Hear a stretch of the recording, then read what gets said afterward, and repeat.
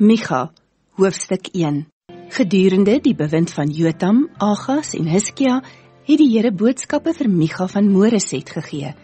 Hy het visioene gesien wat bestem was vir Samaria en Jerusalem. Ontsteltenis oor Samaria en Jerusalem.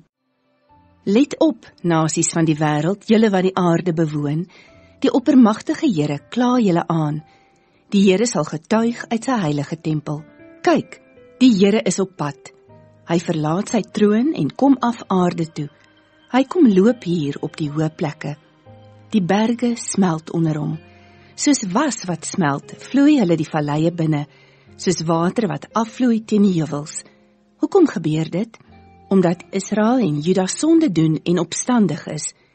Wie moet die blaam dra vir Israel se opstand? Is dit nie Samaria nie? Waar in Juda is die offerplekke vir die afgode? Is dit nie Jerusalem nie? Ek gaan Samaria tot 'n puinhoop maak, 'n plek om wingerde te plant. Die klippe waarmee die stad gebou is, gaan ek in die vallei laat afrol. Die fondamente gaan dit bloot lê. Al die beelde in die stad sal stukkend geslaan word. Al die skatte uit prostitusie verdien, sal met vuur verbrand word. Al haar afgodsbeelde sal ek vernietig. Sy het uit prostitusie haar verdienste bekom. Vir die doel van prostitusie sal hulle weer gebruik word. Daarom sal ek huil en treur, sal ek kaalvoet rondloop, sonder klere. Ek sal tjank soos 'n jakkals en brom soos 'n volstruis.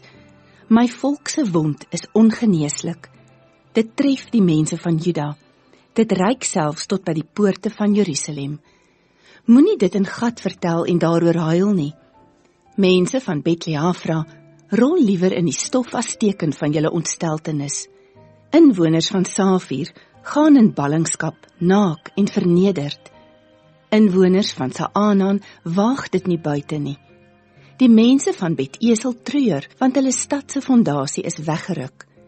Die inwoners van Marot wag in spanning dat verligting sal kom, want die Here se oordeel het al gekom tot by die poorte van Jerusalem.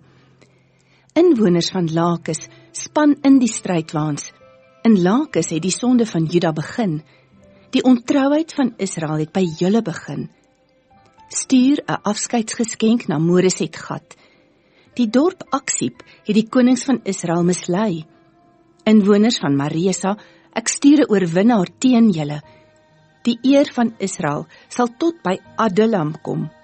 Skeer van hartseer 'n kaal kol op julle koppe, terwille van die kinders wat julle liefhet.